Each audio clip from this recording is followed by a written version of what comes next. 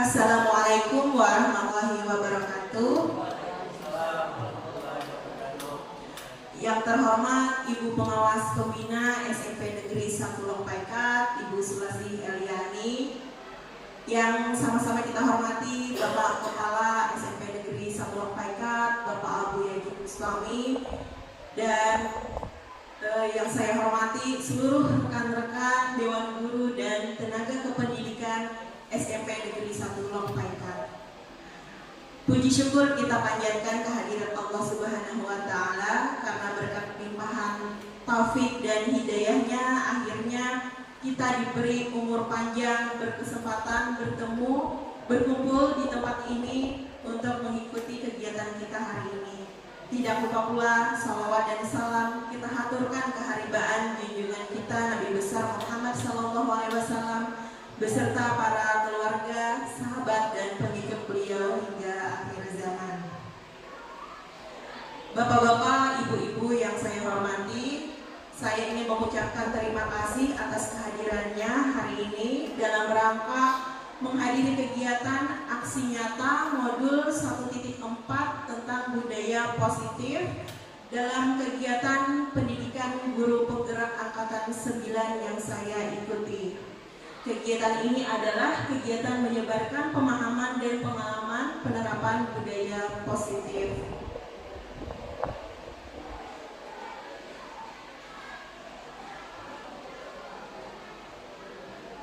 Ada 3 pertanyaan besar yang akan kita bahas di dalam pertemuan kita kali ini, yaitu mengapa kita sebagai guru perlu memahami budaya positif.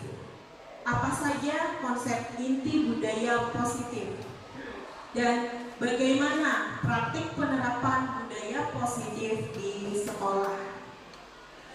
Kita akan beranjak pada pertanyaan besar pertama, mengapa kita sebagai guru perlu memahami budaya positif. Budaya positif adalah upaya yang dilakukan di dalam sebuah ekosistem pendidikan untuk menumbuhkan karakter.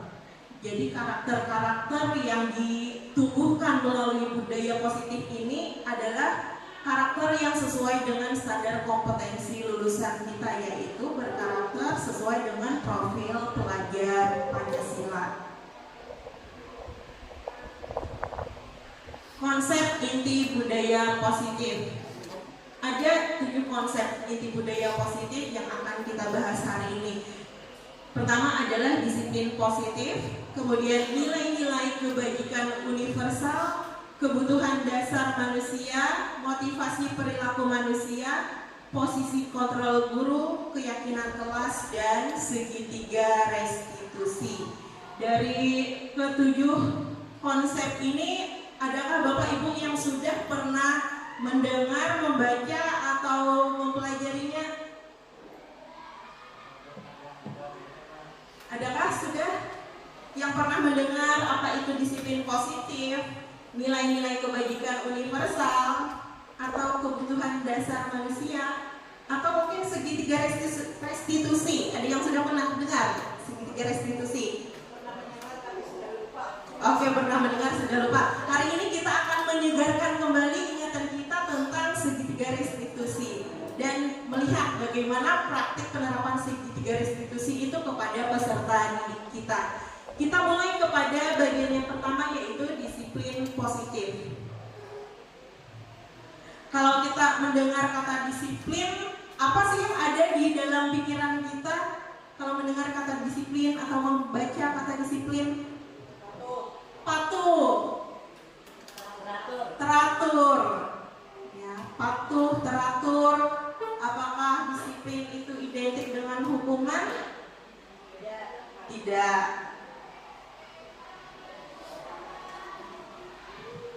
Sekarang mari kita coba. Anda dan teman Anda melakukan kegiatan cobalah membuka. Anda adalah A. Tugas Anda adalah mengepalkan salah satu tangan Anda. Coba Anda bayangkan bahwa Anda menyimpan sesuatu yang sangat berharga di dalam kepalan tangan Anda.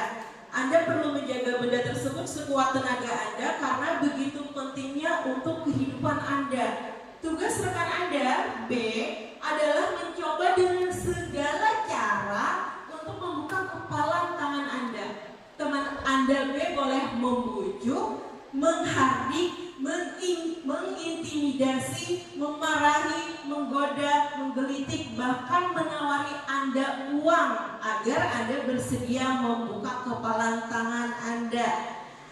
Pertanyaannya, kira-kira Pian mau ada membuka tangan Pian ini tadi? Mau kalau berupa uang, oke. Kalau dimarahi mau nggak? Semakin keraskah Pian menggenggam kalau Pian dimarahi? Atau Pian buka kalau dimarahi? Tergantung yang memarahi, ya.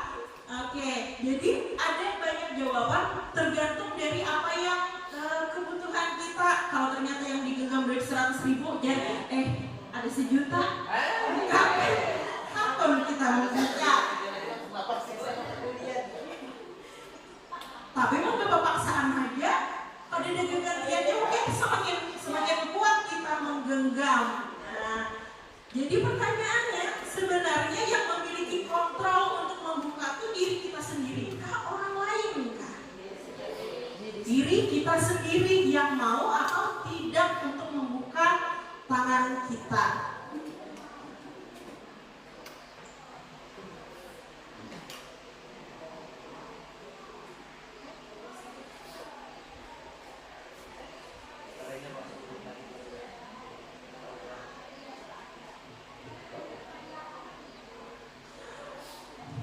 Dr. William Glasser dalam kontrol teori yang kemudian hari berkembang dan dinamakan choice theory meluruskan beberapa miskonsepsi tentang makna kontrol.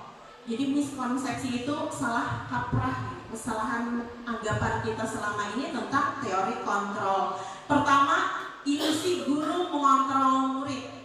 Kita selama ini beranggapan bahwa kita tuh bisa mengontrol murid. Kenyataannya yang sebenarnya terjadi adalah apabila murid terlihat mematuhi kita, itu karena dia mengizinkan dirinya untuk dikontrol. Kalau inya berarasinya indah, tetap ada seberapapun usaha kita. Kemudian ilusi bahwa penguatan positif, semua penguatan positif efektif dan bermanfaat.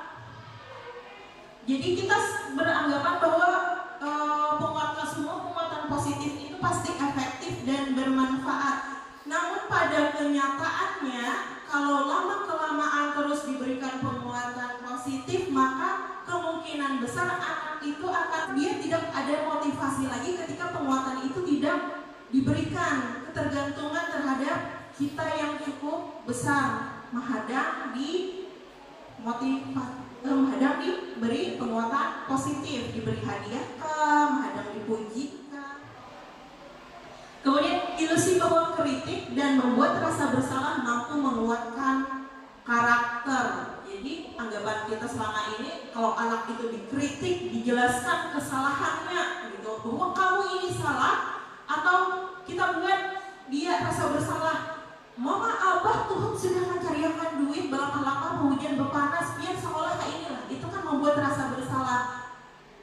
Itu ada anggapan mampu menguatkan karakter. Padahal kenyataannya dengan kritik dan membuat rasa bersalah itu akan menggiring anak menjadi negatif. Dia mencap dirinya menjadi negatif. Ulun nih memang dasar pada pendapatan. Ulun nih memang dasar pada pembisaan, ini dasarnya nakal, jadi wajar aja kayak itu. Jadi dia akan mencap dirinya negatif sehingga perilaku-perilaku negatif itu pun sepertinya akan menjadi lumrah dilakukan oleh orang yang negatif seperti dia. Kemudian ilusi bahwa orang dewasa berhak memaksa. Jadi kita sering beranggapan bahwa guru ini berhak menjadikan murid apa yang kita mau, berhak memaksa murid melakukan apa yang kita inginkan.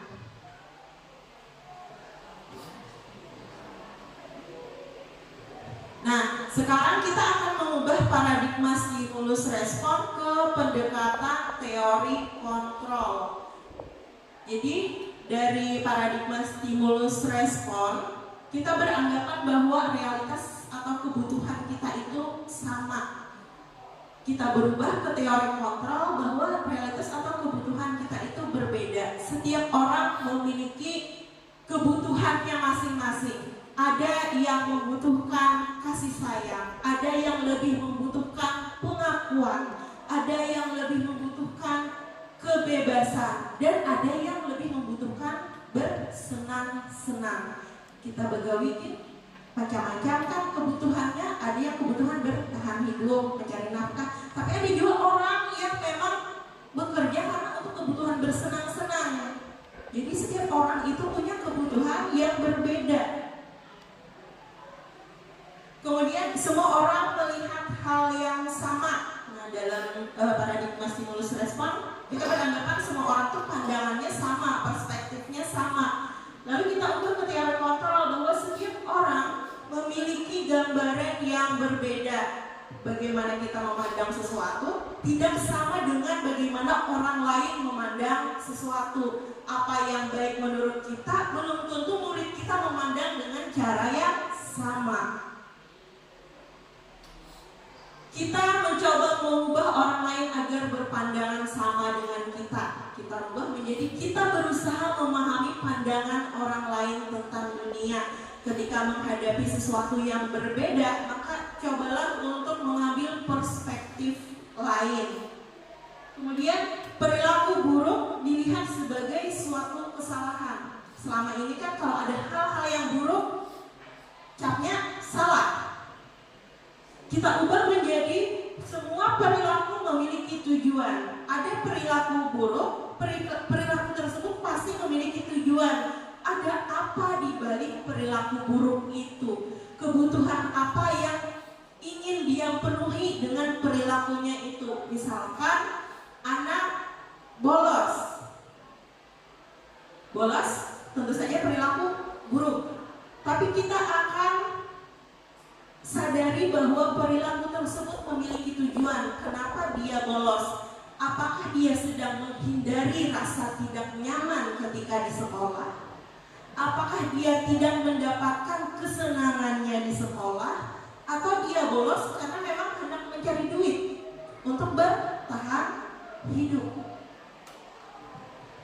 Kemudian orang lain bisa mengontrol saya. Nah, sekarang kita pahami bahwa hanya kita yang bisa mengontrol diri kita. Mau dipaksa seperti apapun, kalau kita tidak mengizinkan diri kita untuk berubah, maka kita tidak bisa berubah. Kemudian pemaksaan ada pada saat bujukan gagal. Jadi di stimulus respon itu awal-awalnya dibujuk, bila ada mau juga, akhirnya dipaksa. Nah, akan diubah menjadi kolaborasi dan konsensus menciptakan pilihan-pilihan baru. Kita berkolaborasi dengan peserta didik dan sama-sama mencari cara membuat pilihan-pilihan baru. Kemudian di stimulus respon, mode berpikirnya menang atau kalah. Bila kita berhasil membuat anak mengikuti kita, kita menang, siswa kalah. Kalau teori kontrol, model berpikirnya adalah menang-menang, tidak ada yang kalah. Guru menang, siswa juga menang.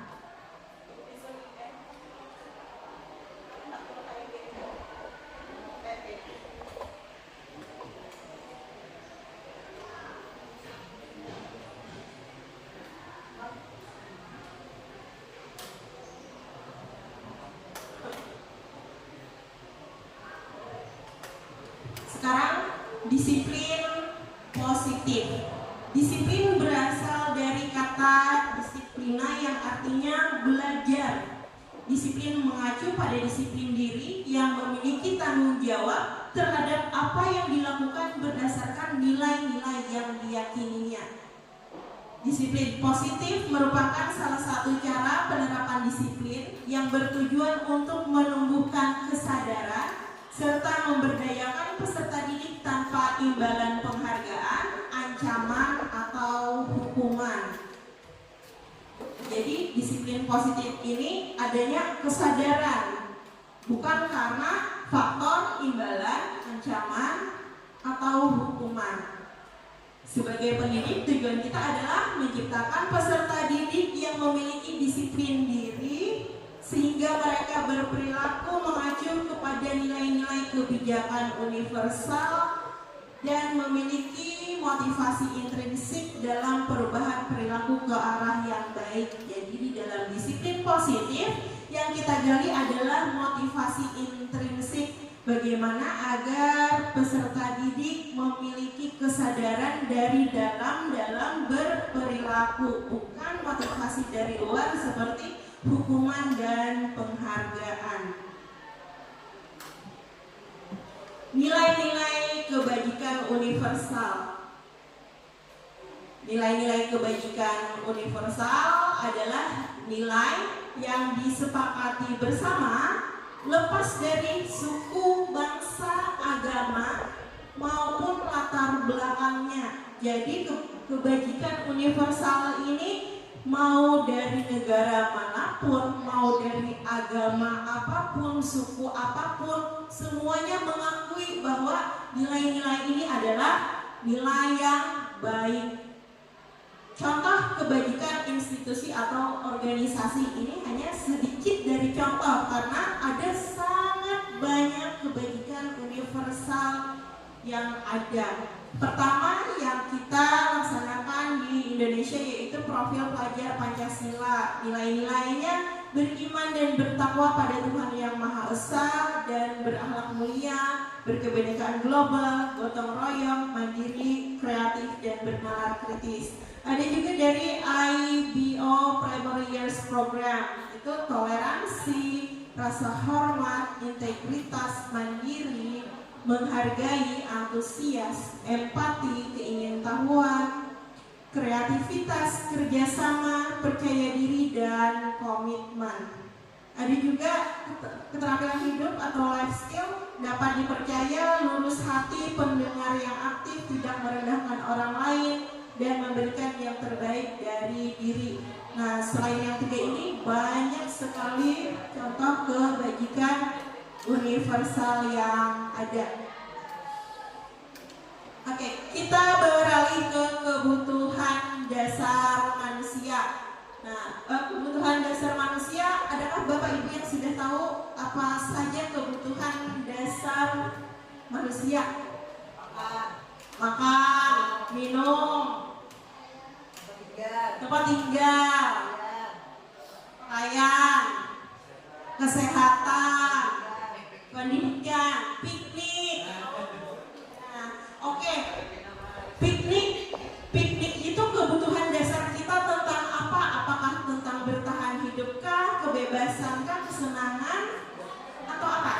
Kesenangan, ya. Jadi kalau makan, minum, tempat tinggal itu kebutuhan kita untuk bertahan hidup, ya. Kemudian kasih sayang, ya, itu kebutuhan. Kemudian diterima, rasa diterima, nah itu adalah kebutuhan kasih sayang. Kemudian ada juga kebutuhan tentang pengakuan, diakui, ya, kebutuhan akan kekuasaan, kebebasan.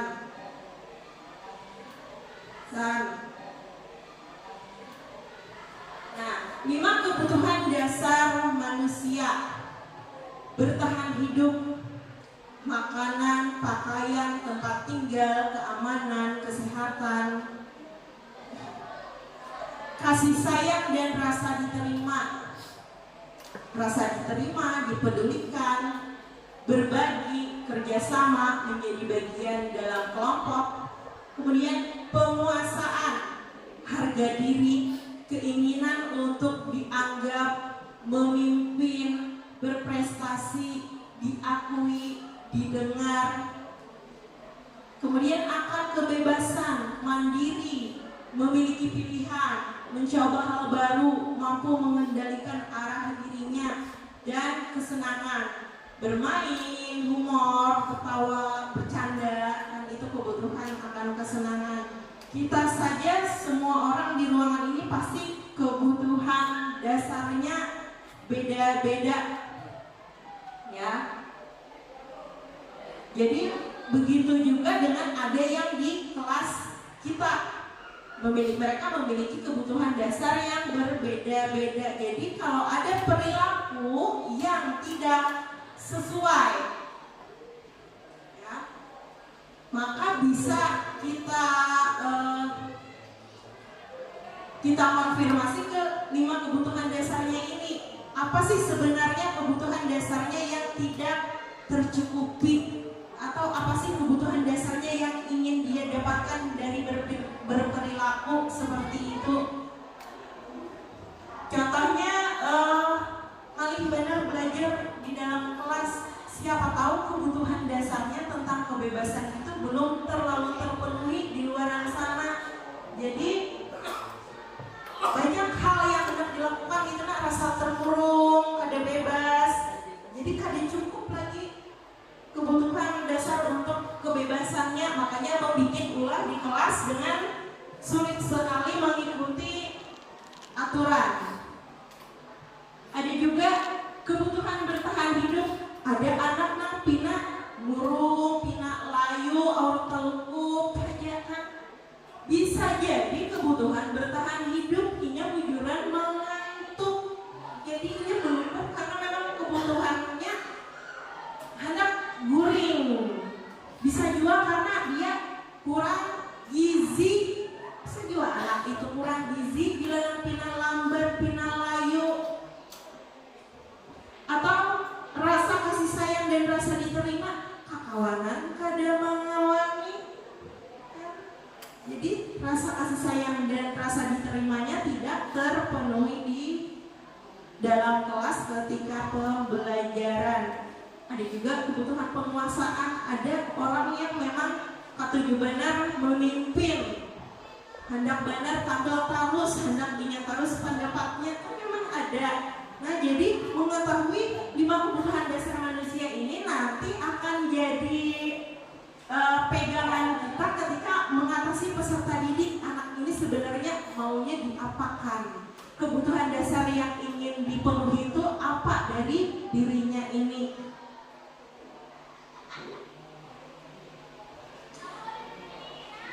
Motivasi perilaku manusia. Motivasi perilaku manusia berperilaku ada ada motivasi ekstrinsik, ada motivasi intrinsik. Nah, motivasi ekstrinsik itu salah satunya untuk menghindari ketidaknyamanan atau hukuman. Kalau dalam konteks menaati peraturan di sekolah, bisa jadi anak itu terlihat patuh, tapi dia sebenarnya hanya menghindari ketidaknyamanan. Dia hanya menghindari hukuman. Atau bisa juga untuk mendapatkan imbalan atau penghargaan dari orang lain. Contohnya orang yang rasa diakuinya besar tadi, itu hendak minta puji, jadi motivasinya. Nah, yang kita tuju adalah timbulnya motivasi intrinsik, yaitu agar peserta didik menjadi orang yang mereka inginkan dan menghargai diri sendiri dengan nilai-nilai yang mereka percaya.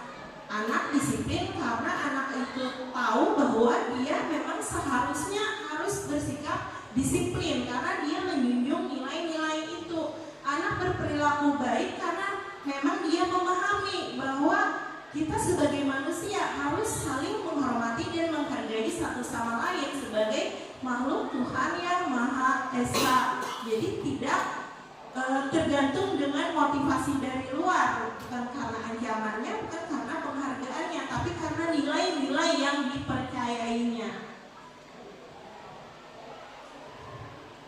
Sekarang kita ke perbedaan hukuman, penghargaan, dan restitusi. Nah, jadi hukuman ini akan menarik identitas peserta peserta didik kita menjadi identitas gagal. Artinya dia percaya bahwa dia orang yang buruk, dia orang yang salah. Sedangkan konsekuensi, disiplin itu bisa berbentuk konsekuensi, bisa restitusi, akan membawa anak ke identitas sukses. Dia percaya bahwa dirinya baik dan bisa berperilaku baik, bersikap baik. Nah, bedanya hukuman, sesuatu yang menyakitkan harus terjadi. Kalau konsekuensi itu sesuatu harus terjadi, tidak mesti yang menyakitkan. Kalau restitusi merupakan pilihan. Kemudian di dalam hukuman, tidak nyaman untuk murid atau anak dalam jangka waktu panjang. Jadi malah kebanyakan hukuman ini akan menimbulkan dendam. Ya, jadi ingatnya tuh lawas bertahun-tahun mungkin, atau mungkin sampai tamat sekolah. Aku bahari ya gara-gara terlambat dipanasakan bapak di tengah lapangan berjam-jam, itu adalah akibat dari hukuman jangka panjang efeknya. Kemudian untuk konsekuensi tidak nyamannya itu jangka pendek. Dan untuk restitusi itu menguatkan untuk murid atau anak dalam jangka waktu panjang. Jadi restitusi itu tidak membuat rasa tidak nyaman, tetapi untuk menguatkan karakter. Dalam hukuman, korban mendapat keadilan. Manoi kawan, jadi nang tukang anu nih dihukum, gitu kan, dapat keadilan si korban. Kalau di konsekuensi, korban bisa diabaikan. Dalam restitusi, korban mendapatkan ganti. Di hukuman, murid atau anak akan tersakiti. Di konsekuensi, murid atau anak dibuat tidak nyaman. Di restitusi, murid atau anak mendapat penguatan. Di dalam hukuman, perilaku pasif agresif meningkat. Pasif tapi melawan, seperti diam tapi memberontak di dalam. Kalau konsekuensi, penguatan hanya bertahan dalam jangka waktu pendek. Kalau restitusi, masalah akan terpecahkan. Di hukuman, sistem tidak akan berjalan bila murid tidak takut. Nah, kalau kita racak aja ketemu yang murid tidak takut, biar dihukum kayak apa, tetap aja. Konsekuensi memerlukan monitoring dan supervisi terus-menerus dari guru, harus selalu diawasi. Nah, kemudian di restitusi, murid belajar bertanggung jawab untuk perilakunya. Pada hukuman, berlaku hanya pada sebuah institusi, tidak berlanjut pada kehidupan nyata. Di dalam kelas saja, bahkan sudah waktu istirahat ada yang mengawasi dan sudah los pulang. Dalam konsekuensi, membantu penerapan mengikuti peraturan dalam masyarakat. Dan pada restitusi, fokus pada pemecahan masalah dalam jangka waktu panjang.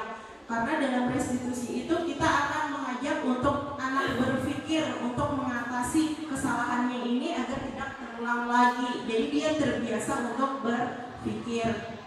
Kalau di hukuman, peraturannya adalah kamu harus. Kalau di konsekuensi, apa peraturannya? Mampukah kamu melakukannya? Terima kasih. Kalau di restitusi, apa yang kamu yakini? Apa yang bisa kamu lakukan untuk memperbaiki masalah ini? Jadi di restitusi itu ada penawaran.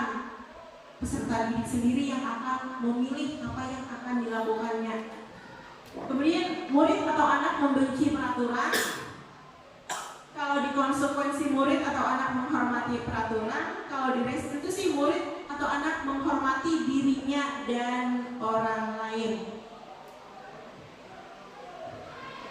Nah, posisi kontrol seorang guru, ada penghukum, teman, pembuat merasa bersalah, pemantau, manajer. Yang penghukum ini yang gimana, Bapak Ibu? Posisi penghukum kira-kira seperti apa?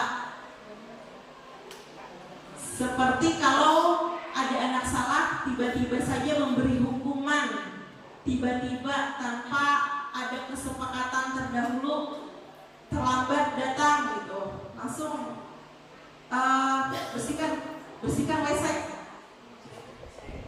Kan tidak ada kesepakatan terdahulu, tiba-tiba saja dihukum. Kemudian sebagai teman ini yang seperti apa?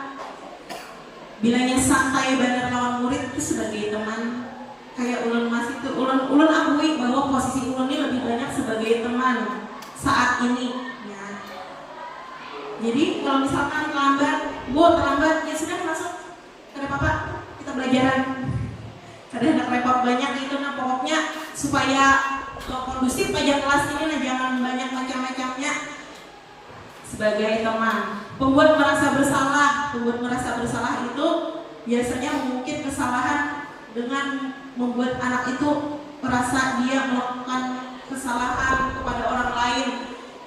Pernah juga ulang ini bilang rata-rata pernah gawi selama jadi dulu. Membuat merasa bersalah ini kan biasanya anak-anak ini di bukunya itu kan ada penjelasan tentang materinya. Jadi ulang nih bela-belain kadang browsing atau merangkumakan, diperinakan, dibagiakan kan dengan harapan itu tuh disimpani, disayangi, dibaca.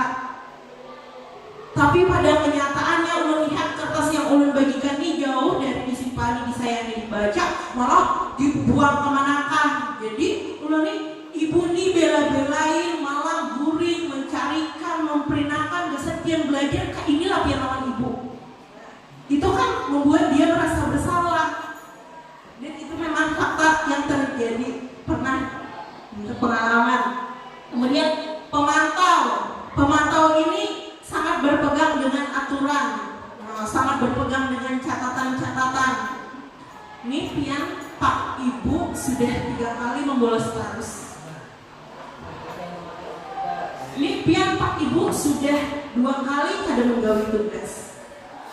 Itu pemantau. Pian tahu kalau kesepakatan kita apa bilanya kada menggawi tugas, kada kau umpat ulangan kok. Jadi sebagai gantinya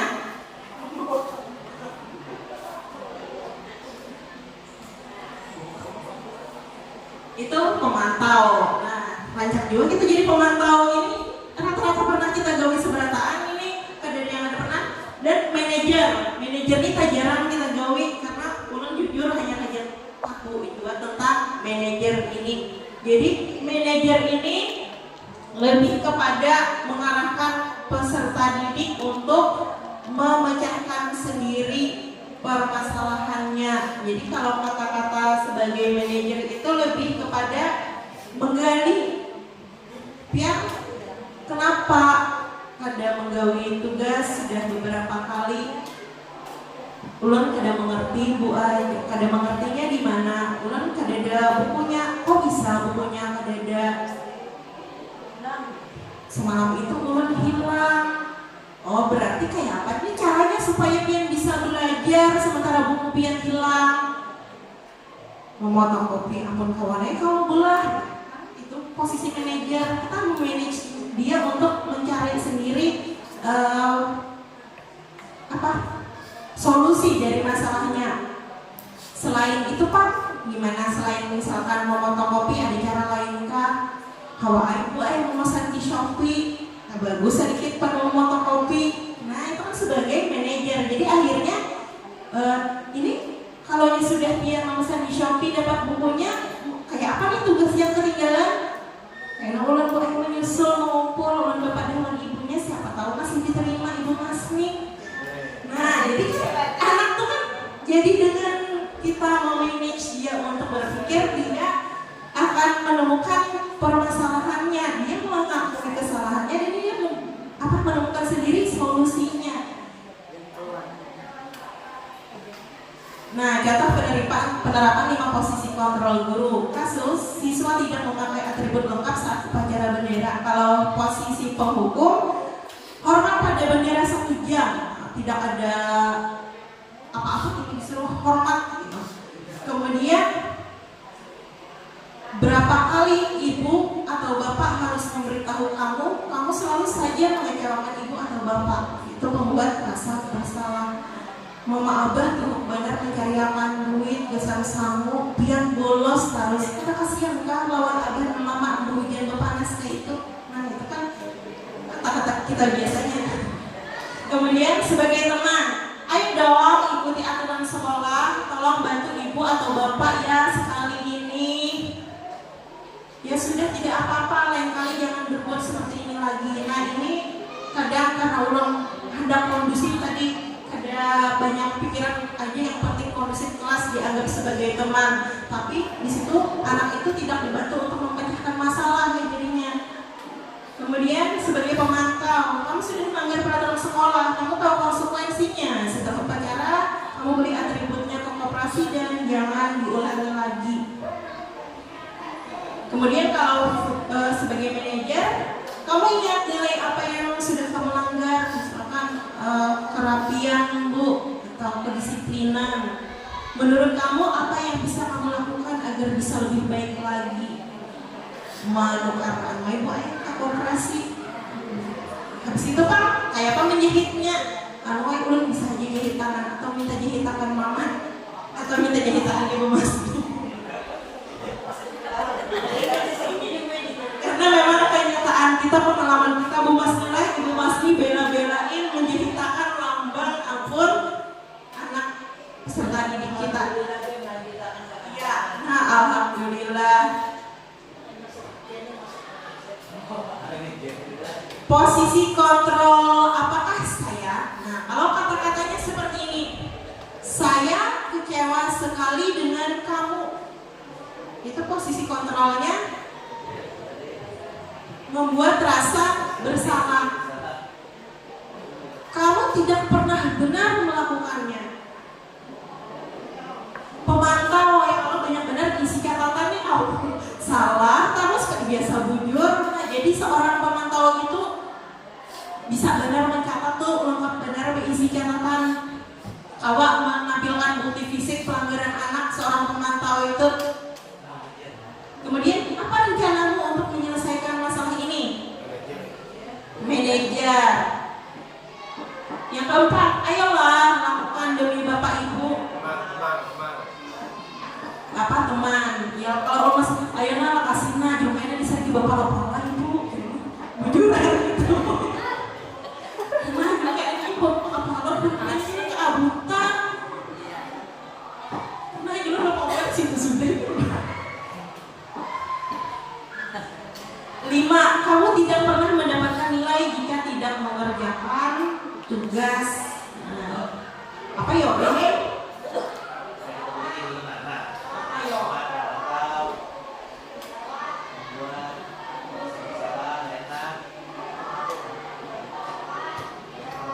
Lebih kepada pemantau lah. Ya. Nah, kita lanjutkan Pak. Sekarang ke keyakinan kelas. Nah, kalau yang sering kita dengar itu apa? Peraturan kelas, kesepakatan kelas. Kalau keyakinan kelas ini bahasa baru, menurut lah bahasa baru bagi kita karena kita lebih sering kesepakatan kelas atau malah lebih kepada peraturan kelas biasanya. Nah, pertanyaannya, mengapa keyakinan kelas, mengapa tidak peraturan kelas saja?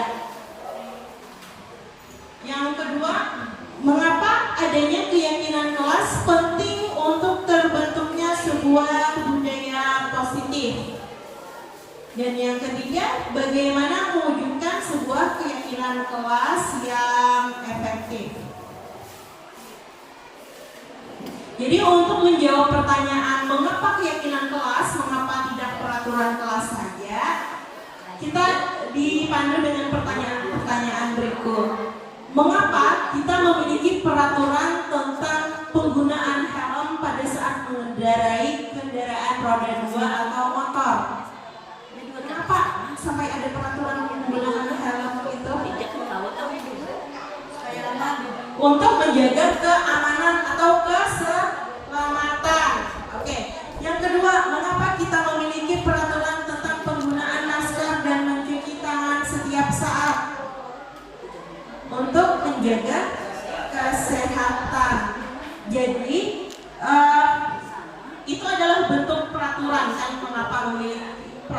penggunaan helm, peraturan mencuci tangan, nilai-nilai di balik itu apa gitu, manfaatnya itu apa, yaitu untuk menjaga keselamatan dan untuk menjaga kesehatan. Jadi anak itu lebih kita tekankan kepada nilainya, kenapa dia harus melakukan ini ketimbang peraturan tanpa makna, tanpa dia ketahui maknanya apa. Nah, lanjut Pak. Nilai-nilai keselamatan atau kesehatan inilah yang kita sebut sebagai sebuah keyakinan, yaitu nilai-nilai kebajikan universal yang disepakati secara tersirat dan tersurat, lepas dari latar belakang suku, negara, bahasa, maupun agama. Nilai-nilai kebajikan menekankan kepada keyakinan seseorang akan lebih memotivasi dari dalam. Seseorang akan lebih tergerak dan bersemangat untuk menjalankan keyakinannya daripada hanya sekedar mengikuti rangkaian peraturan tertulis tanpa makna. Murid-murid pun demikian, mereka perlu mendengarkan dan memahami arti sesungguhnya tentang peraturan-peraturan yang diberikan. Apa nilai-nilai kebajikan di balik peraturan tersebut? Apa tujuan utamanya? Sekarang pembentukan keyakinan kelas. Jadi keyakinan kelas ini bersifat abstrak, kemudian berupa pernyataan universal dibuat dalam pernyataan positif sedikit saja agar mudah diingat. Jadi sekitar 5-7 saja dalam satu kelas itu, sesuai dengan kondisi kelas dan sekolah sehingga mudah diterapkan. Semua warga sekolah atau warga kelas dilibatkan saat membuat keyakinan kelas. Penyusunan keyakinan. Assalamualaikum warahmatullahi wabarakatuh. Waalaikumsalam warahmatullahi wabarakatuh. Everyone. Good morning. Hari ini absennya dengan cara kata bersambung. Nasi, Dipa, siapa? Oke, Pak, Pak.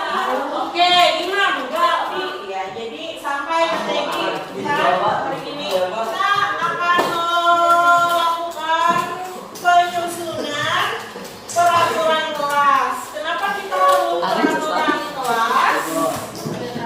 Biar teratur. Supaya apa? Supaya nyaman. Tertib. Supaya belajarnya lancar. Oke. Sekarang apa nih peraturan kita yang mau kalian sepakati? Apa? Menjaga?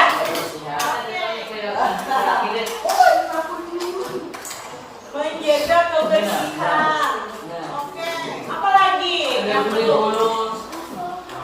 Tidak boleh bolos. Rokok sih.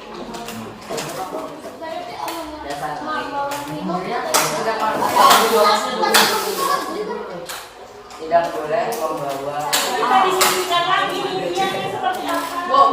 Ya, harus detail.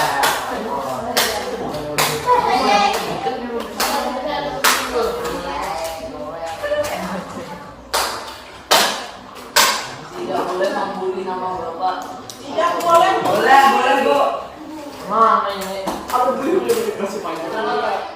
Membuli ini tidak hanya nama bapak ya, semuanya ya. Ini boleh kayak makanan gitu.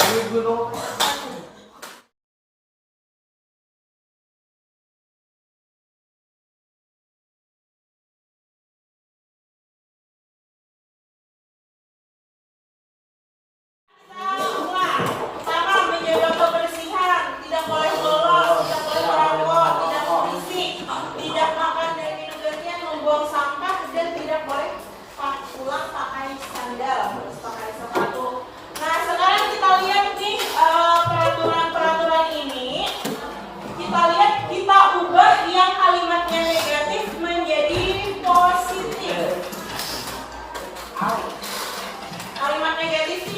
apa? Yang mengandung kata tidak. Berarti tidak boleh bolos. Kalau kita ubah kalimatnya menjadi kalimat positif bagaimana? Dilarang bolos. Dilarang pulang. Dilarang itu kan negatif. Positifnya apa? Tidak boleh bolos itu hadir ke sekolah sesuai jadwal. Kita ganti ya. Tidak boleh merokok. Jaga kesehatan. Anjing kepala kamu nih, guys. Tidak berisik. Inang, tidak berisik. Apa bahasa kalimat positifnya? Tidak berisik. Tidak boleh berisik. Harus diam. Menjaga ketenangan. Suasana. Menjaga ketenangan.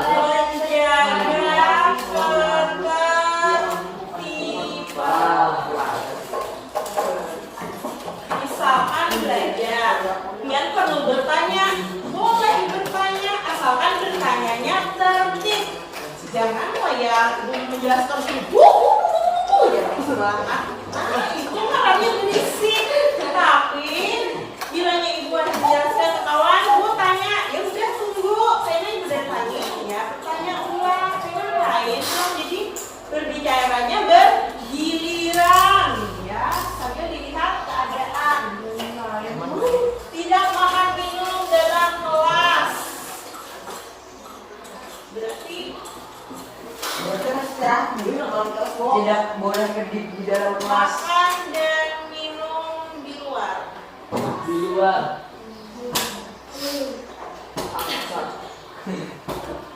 Tapi misalkan kalian bawa botol air minum, boleh diminum di kelas. Yang tidak boleh itu apa? Yang botol plastik, bersedotan, bungkus-bungkus, itu silakan makan di luar. Terus tiket. Nah, berarti ini kalimatnya melaksanakan Jadwal. tugas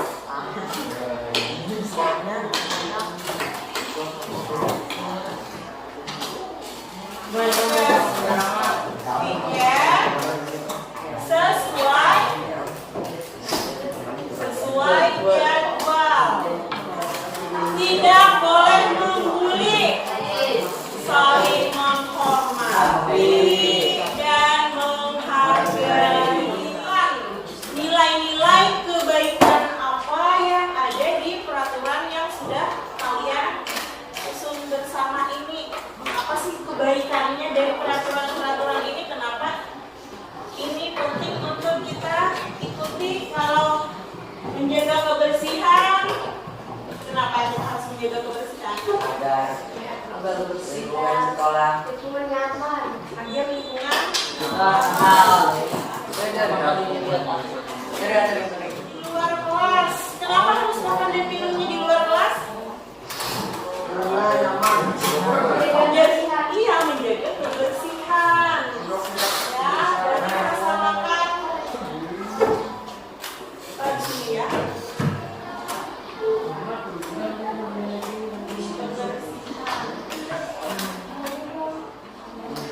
Melaksanakan tugas piket sesuai jadwal. Ini nilainya apa? Tanggung jawab.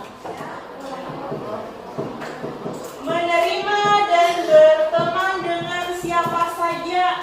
Sama dengan apa? Menerima dan berteman dengan siapa saja. Toleransi. Hargai. Menghormati dan menghargai sama, ya, sama dengan harus bersikap sopan. Nilainya adalah menghormati dan menghargai sesama. Berkata-kata lembut. Sama nilainya bergaul secara sehat. Iya, menghormati dan menghargai sesama.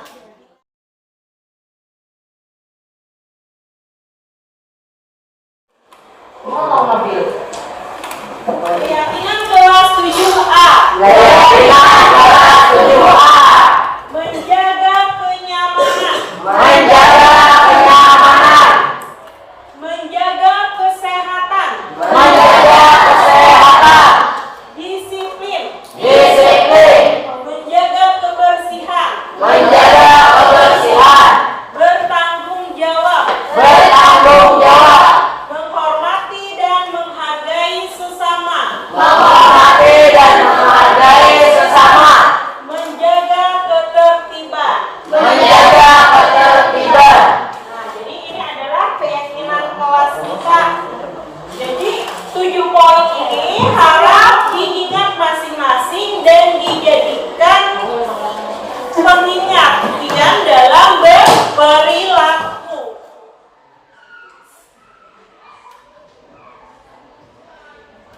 Demikian tadi contoh praktik penyusunan keyakinan kelas yang sudah dilaksanakan di kelas 7A. Jadi kalau kita review lagi urutannya dalam menyusun keyakinan kelas, yang pertama adalah brainstorming atau menggali ide dari peserta didik tentang peraturan-peraturan yang ingin mereka sepakati. Jadi sampai terkumpul semuanya tadi ada puluhan peraturan yang mereka inginkan. Lalu kalimat-kalimat tersebut kita lihat lagi yang mana berupa kalimat negatif diubah menjadi itu sudah berbentuk keyakinan, tapi masih ada yang berbentuk peraturan.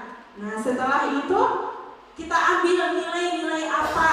Nah, jadi kita kelompokkan menjadi kasar, tidak pidana yang banyak tadi akan mengerucut menjadi nilai-nilai.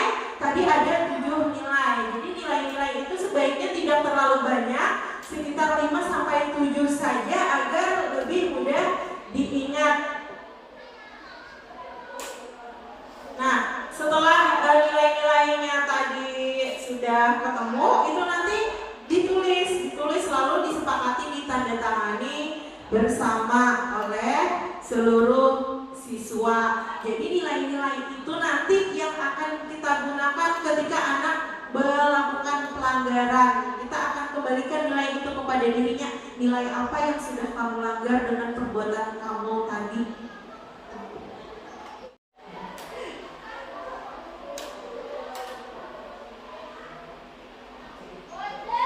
Oke, kita ke segitiga restitusi. Nah, apa itu segitiga restitusi?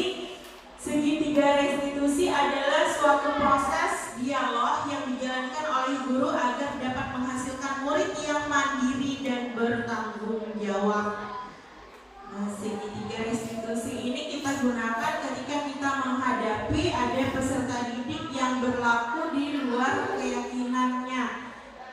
Pertama, tahapan segitiga restitusi pertama adalah menstabilkan identitas. Kita stabilkan dulu identitasnya, bahwa yang salah adalah perilaku tapi bukan dengan orangnya.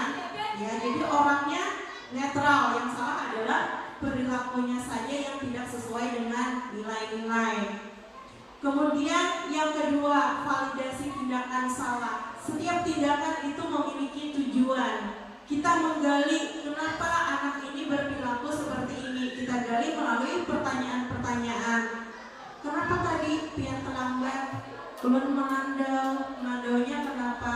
Ulun mendangani mama berulah wadai sampai tengah malam. Kok sekalinya rumahnya boleh bisi catering, umpat menunggu wadai sampai tengah malam. Dari situ kan kita bisa melihat permasalahannya apa. Nah, kemudian menanyakan keyakinan dari ketidaksesuaian dengan nilai tadi, kita tanyakan dengan keyakinan yang sudah disusun tadi. Datang terlambat ini dia melanggar keyakinan apa?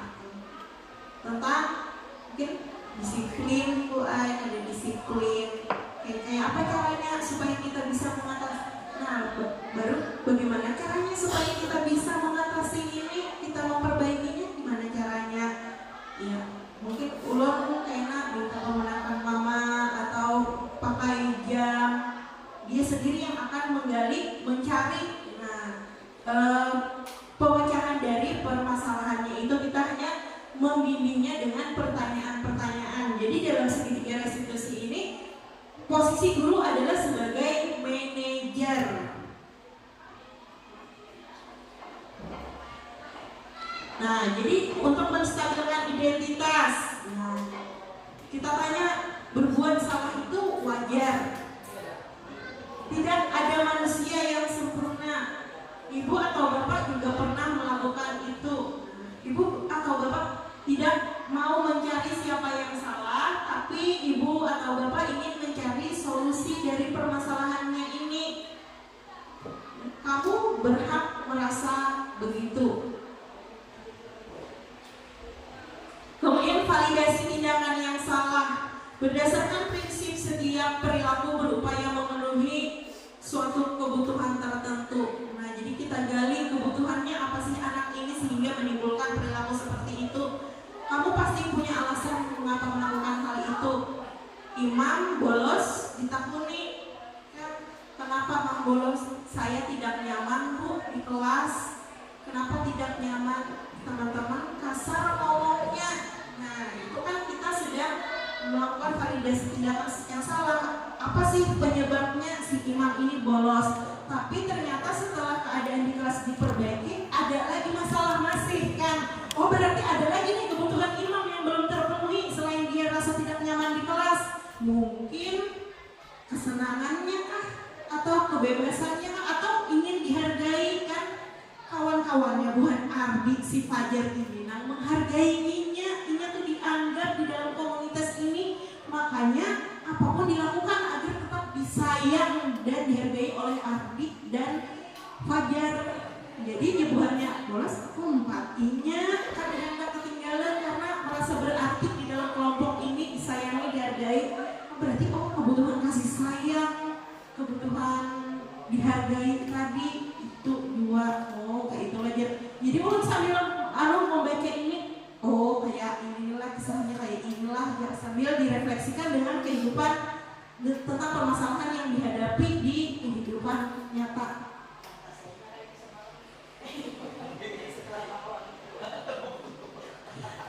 Kemudian, nah ini kan lanjut Pak.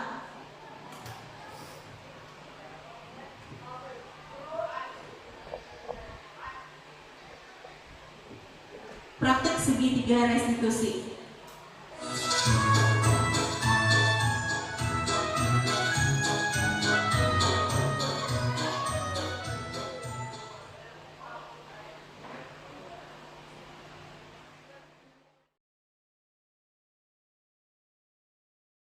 Assalamualaikum Bu. Waalaikumsalam. Ipah duduk. Ipah tahu nggak kenapa hari ini dipanggil? Maaf Bu, saya tadi terlambat pada pelajaran Ibu. Tidak apa-apa Ipah. Ibu yakin kalau Ipah sebenarnya tidak bermaksud untuk terlambat. Tapi kalau boleh Ibu tahu apa yang menyebabkan Ipah bisa terlambat hari ini? Saya tadi bangun kesiangan Bu, saya begadang untuk mengerjakan PR. Ibu senang kalau kamu bekerja keras agar bisa mengerjakan PR. Tapi datang ke sekolah terlambat juga bukan hal yang baik kan? Iya Bu, karena terlambat saya hari ini tertinggal pelajaran. Ingat nilai-nilai apa yang kita junjung selama ini agar kita bisa belajar dengan baik. Kedisiplinan Bu, salah satunya menghargai waktu.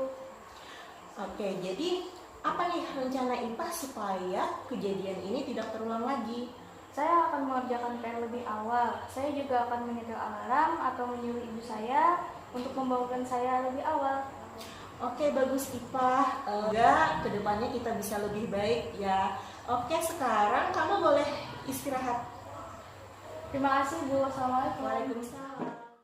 Assalamualaikum warahmatullahi wabarakatuh. Perkenalkan, saya Jauharatul Latifah. Tanggapan saya senang sekali Ibu Hilda sangat memaklumi keadaan saya. Saya tidak dihukum, tetapi saya dibimbing dan juga diberi nasihat agar tidak melakukan pelanggaran lagi. Terima kasih. Assalamualaikum Bu. Waalaikumsalam Indah. Ayo duduk. Indah, tahu nggak kenapa Ibu panggil ke sini? Mungkin karena saya membuat kegaduhan di kelas tadi, Bu. Iya, kenapa kamu sepertinya sangat marah pada Zidan? Iya, Bu, saya sebel sama Zidan. Dia sering mengganggu saya. Ibu mengerti kalau Indah merasa terganggu dan merasa marah. Tapi apakah dengan marah dan berteriak-teriak seperti tadi akan membuat Indah merasa lebih baik? Tidak, Bu. Nah, kenapa? Kenapa itu tidak bisa membuat Indah menjadi lebih baik? Karena orang jadi takut jika dekat sama saya. Saya juga telah mengganggu teman-teman yang lain saat belajar karena sudah berbicara sambil berteriak seperti tadi. Oke, jadi Indah ingat apa keyakinan kita yang sudah Indah langgar? Ingat, Bu, bersifat sopan dan menjaga kenyamanan saat belajar. Oke, apakah Indah mau memperbaikinya? Mau, Bu, saya akan belajar untuk mengontrol diri lebih baik lagi. Jika ada hal yang tidak saya suka, saya akan berbicara dengan baik-baik. Saya juga akan meminta maaf kepada Zidan karena sudah meneriakinya seperti tadi. Oke, bagus sekali Indah. Semoga nanti kedepannya kita bisa lebih baik lagi ya. Oke, sekarang Indah boleh beristirahat bersama teman-teman. Baik, Bu, terima kasih. Assalamualaikum. Waalaikumsalam. Warahmatullahi wabarakatuh. Perkenalkan, nama saya Trindah Rafitasari. Tanggapan saya senang dan cara Ibu Hilda mengingatkan saya. Ibu Hilda mengingatkan saya dengan bertanya membuat saya sadar bahwa perbuatan seperti tadi tidak membuat saya menjadi orang yang lebih baik lagi. Saya tidak dimarahi maupun dibuat malu. Saya juga jadi tahu harus berbuat apa supaya menjadi orang yang lebih baik lagi. Terima kasih.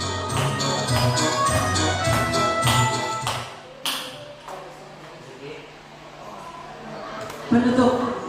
Dalam penerapan program disiplin positif, hendaknya guru memiliki standar kepribadian, profesional dan sosial yang baik, di mana guru mampu merefleksi dirinya dalam posisi kontrol saat ini, bagaimana perjalanan dirinya sebagai among atau manajer yang menuntun murid-muridnya menjadi insan yang mandiri, merdeka, dan bertanggung jawab.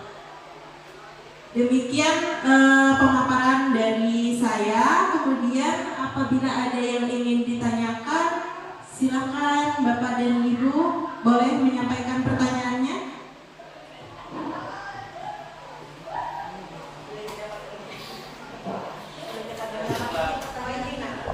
Assalamualaikum warahmatullahi wabarakatuh.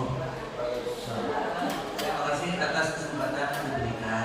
Tadi kita sudah melihat gambaran bagaimana sih mengatasi anak-anak yang dalam hal ini kita bermasalah. Salah satunya yang paling bagus tadi kayaknya seperti daya manajer tadi. Nah, menjadi masalah setelah kita laksanakan kegiatan yang seperti yang manajer tadi, misalnya siswa kita kembali lagi mengulangi, apakah langkah berikutnya adalah mengatasi anak yang melanggar tadi? Ya, itu salah satu pertanyaan dari saya. Terima kasih. Ulun jawab pertanyaan dari Bapak tadi. Misalkan satu kali sudah kita restitusi, tapi ternyata itu tidak mempan. Jadi setelah kita restitusi, itu kan sebenarnya masih proses belajar ya. Mungkin akan sangat jarang orang dengan sekali restitusi itu jadi. Ya, kalau pandangan ulun ya, secara kita logisnya saja untuk membimbing peserta didik itu yakin ya, memiliki keyakinan, itu kan perlu penguatan tentang keyakinan itu juga di dalam kelas. Jadi restitusi itu tidak berjalan selama kita tidak mengimbanginya dalam mendalamkan mereka, memahamkan mereka tentang keyakinan yang kita miliki tadi. Jadi selain restitusi juga keyakinannya harus didalami. Jadi ada kegiatan yang namanya pendalaman keyakinan kelas. Kita diskusi mengenai nilai-nilai yang sudah disepakati tadi. Lalu anak-anak bisa brainstorming lagi, misalkan dengan nilai keyakinan kedisiplinan kedisiplinan apa saja yang harus kamu lakukan dan apa yang tidak. Jadi ada diskusi di kelas mengenai apa yang harus saya lakukan dengan nilai tersebut, apa yang berlawanan dengan nilai tersebut. Jadi itu salah satu bentuk pendalaman dari keyakinan kelas. Selain itu, kalau misalkan satu kali direstitusi tidak mempan, maka kita berdasarkan teori tentang kebutuhan manusia tadi, kita coba gali jangan-jangan ada kebutuhan lainnya yang memang dia ingin penuhi yang tidak terpenuhi di dalam kelas. Contohnya tadi kan seperti murid ulung tadi dikira bahwa permasalahannya adalah ketidaknyamanannya di kelas, ternyata masih. Berarti ada lagi nih kebutuhannya yang tidak terpenuhi. Mungkin tadi kebutuhan ingin dianggap untuk dijadikan apa ya, bagian dari kelompok gitu, untuk dihargai. Nah, dari situ kan bisa kita coba lagi bagaimana caranya di kelas ini untuk tidak terlalu pilih-pilih, untuk menghargai setiap kontribusi dari peserta didiknya, agar semua peserta didik itu merasa dilibatkan, merasa dihargai. Karena memang di kelas-kelas kita ini kan seperti yang pernah kita diskusikan bahwa agak sulit kadang untuk satu sama lain itu menerima. Ada yang itu hajatan, kadang aku dipasangkan dengan yang lain.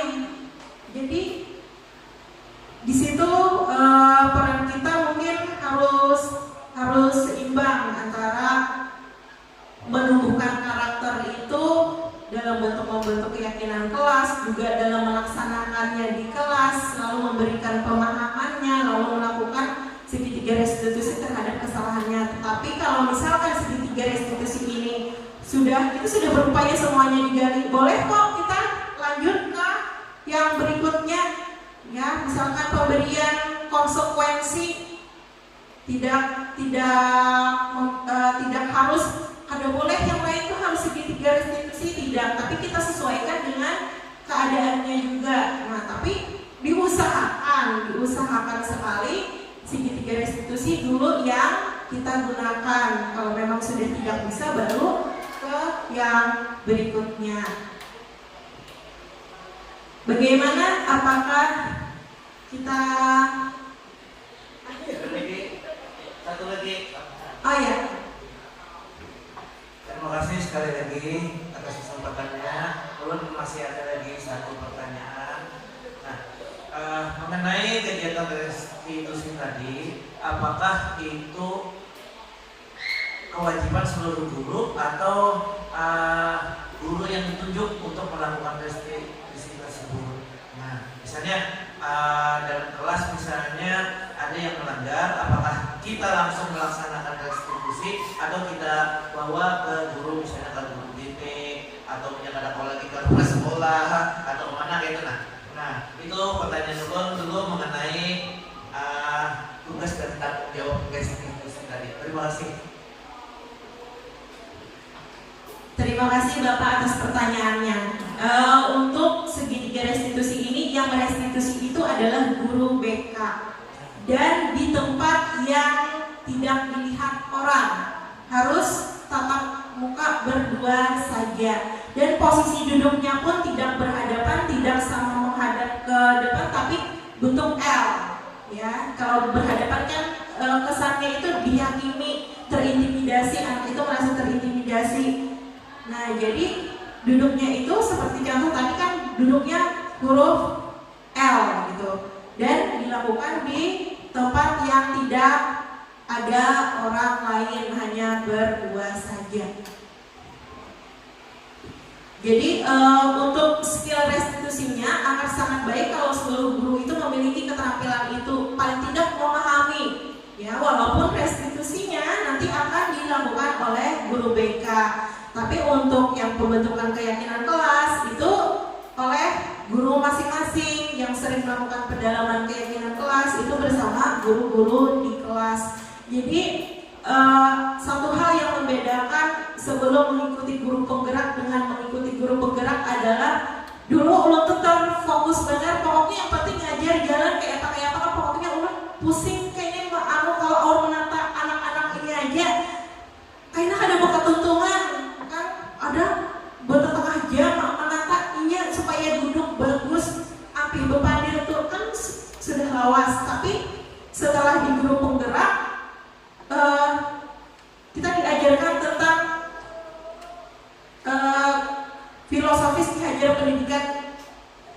pendidikan Dewantara bahwa guru itu bukan hanya mengajar tapi juga mendidik. Jadi saat ini tidak ada lagi rasa tersia-sia walaupun banyak waktu untuk bertetagur, berpapadah, karena itu bagian proses dari pendidikan, itu tugas kita. Kalau dulu kan mengajar habis waktu, biar awak kayak ini aja, padahal kita kada habis waktu, kita menjalankan tugas pada saat itu. Nah, jadi itu yang tidak mendapatkan dari pelatihan-pelatihan lain tentang membangun mindset itu, bahwa tugas guru bukan hanya menyampaikan pelajaran itu, tapi juga membimbing, mengayomi, ya pasti kan bila ada sambutan, udah biar habis sambutan ini yang penting lanjut menggawe tugas gitu. Nah, ya benar ulun bahari kayak gitu. Sudah ini dulu, fokus dulu kepada anak bermasalah ini apa gitu, tuntaskan dulu kisahnya. Nah, seperti itu. Jadi bagi yang muda-muda yang belum masuk ke guru penggerak, ini mumpung dibuka, ya bisa gabung, karena itu tadi yang tidak didapatkan di pelatihan lain itu yaitu membangun mindset kita terhadap peserta didik, ya. Dan dari guru penggerak ini kita bisa tahu bahwa mengajar itu harus dalam keadaan sadar dan sabar. Kadang kala lost control, kita kadang melihat ini langsung lost control gitu, kadang kala. Jadi sadar kita mengajar, sadar kita guru. Jadi kayak apa kelakuannya, sadar kita tidak terpancing. Nah, tidak terpancing itu tadi. Inggih Pak. Kan terpancing apa? Assalamualaikum warahmatullahi wabarakatuh. Terima kasih atas kesempatan yang diberikan. Ini yang ada di pikiran saya, karena tadi membangun dalam praktek membuat keyakinan kelas, yang akhirnya keyakinan kelas itu akan dilaksanakan oleh warga sekolah atau kelasnya itu. Nah, bagaimana seandainya keyakinan kelas antara kelas yang satu dengan kelas yang lainnya berbeda, hasil yang disepakati, misalnya ada perbedaan dan itu menyolok, misalnya aja ya, kita ambil memang tidak terjadi ini, misalnya masalah disiplin, kelas A tidak ada menerapkan keyakinan disiplin, sedangkan kelas B menerapkan misalnya, lalu kelas A aja boleh. Nah, menindaki hal yang seperti itu gimana ya? Terima kasih Pak Rahman atas pertanyaannya. Mengenai perbedaan keyakinan kelas, misalkan satu kelas tidak ada disiplin, kita bisa Pak memberikan pertanyaan yang menggiring peserta didik agar disiplin ini muncul. Kita kan tahu yang penting-pentingnya itu apa. Bila anak belum memunculkan peraturan tentang disiplin itu, maka kita akan tanya, kita pancing. Misalkan kadang yang membahas tentang masuk tepat waktu, kita tanya tentang masuk kelas Pak, tentang ketepatan waktu gimana? Gitu, peraturannya kita tanya sampai itu muncul. Jadi kita bisa tentukan dulu poin-poin yang sebenarnya esensial gitu, yang penting apa. Ketika anak tidak memunculkan itu, kita akan pancing sampai muncul. Begitu Pak Balah, menurut ulun ini. Jadi intinya harus ada keseragaman juga atau gimana? Tidak perlu seragam, tidak apa-apa. Yang penting poin-poin yang intinya seperti kan tanggung jawab, kedisiplinan, kan, atau mengenai budi pekerti, saling menghormati, menghargai, itu kan hal-hal yang penting. Nah, hal-hal itu yang perlu ada, menurut ulun perlu ada. Sedangkan yang lain-lainnya tuh tambahan, bisa pelengkap. Jadi nggak perlu banyak-banyak, sekitar 5-7 keyakinan kelas saja. Tapi dari 7 keyakinan kelas saja, misalkan saling menghargai dan menghormati sesama, itu kalau kita uraikan akan banyak sekali. Jadi ini sekedar menghargai kawannya aja, ada sudah keyakinan apa yang kamu langgar, tidak menghargai dan menghormati sesama. Atau ketika dia tidak melaksanakan piket, nilai apa yang dilanggar? Kedisiplinan. Tidak upacara, apa yang dilanggar? Kedisiplinan. Jadi akan luas dampaknya ketimbang kalau kita peraturan kelas 20 peraturan ya 20 itu aja. Kalau keyakinan dari 7 bisa sama luas. Demikian jawaban dari Ulun, Pak. Misalnya ini Bu, yang misal memang ini misalnya kebersihan kelas A misalnya menyepakati bahwa memakai sepatu boleh masuk kelas dengan memakai sepatu nih, kan tetap sepatunya kan bersih, sedangkan kelas B lepas alas kaki. Nah itu keyakinan mereka itu beda di dalam menyikapi hal yang seperti itu gimana ya? Oke, jadi terima kasih pertanyaannya. Jadi masalah melepas sepatu, kalau kita ambil keyakinannya adalah keyakinan menjaga kebersihan. Selama dengan tetap bersepatu anak itu bisa menjaga kebersihannya, maka menurut Ulun tidak masalah bagi anak yang memasang sepatu di dalam kelas. Tapi kalau di kelas lain mereka menyepakati untuk harus dengan melepas sepatu, maka sesuai keyakinan kelas mereka, berarti memang harus disepakati seperti itu, melepas sepatu. Jadi tidak, kalau misalkan ada perbedaan itu lumrah aja. Apalagi kan kita merdeka tadi judulnya. Intinya tuh bersih. Ya, intinya bersih. Kalau tidak ada sepatu, gitu. Kalau berarti sekalipun datang masuk ke kelas, kan melanggar keyakinan kelas tentang menjaga kebersihan sama dengan melanggar, walaupun sudah melepas sepatu. Pak, demikian jawaban dari Ulun. Oke, terima kasih karena waktunya sudah siang. Alhamdulillah akhirnya sudah selesai, dan Ulun ucapkan terima kasih kepada Bapak Ibu yang sudah berpartisipasi dalam kegiatan ini. Ulun ucapkan salah hilaf, mohon maaf. Semoga apa yang Ulun sampaikan ini bisa bermanfaat untuk kita semua. Wabillahi taufiq wal hidayah. Wassalamualaikum warahmatullahi wabarakatuh. Assalamualaikum warahmatullahi wabarakatuh. Saya Hilda Rahmawati. Saya adalah guru SMP Negeri 1 Lokpaikat, Kabupaten Tapin, Provinsi Kalimantan Selatan. Saya merupakan calon guru penggerak angkatan 9. Setelah mempelajari dan mencoba mengimplementasikan tentang budaya positif di sekolah, saya jadi memahami tentang kebutuhan-kebutuhan dasar manusia dan alasan dibalik setiap perilaku.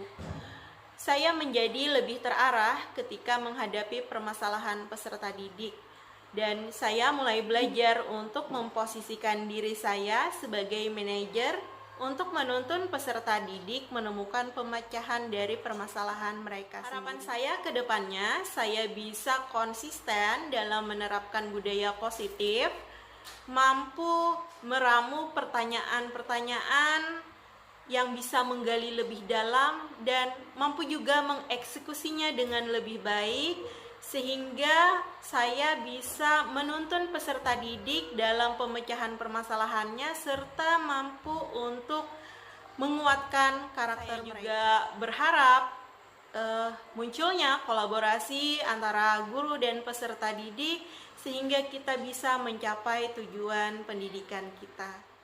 Terima kasih.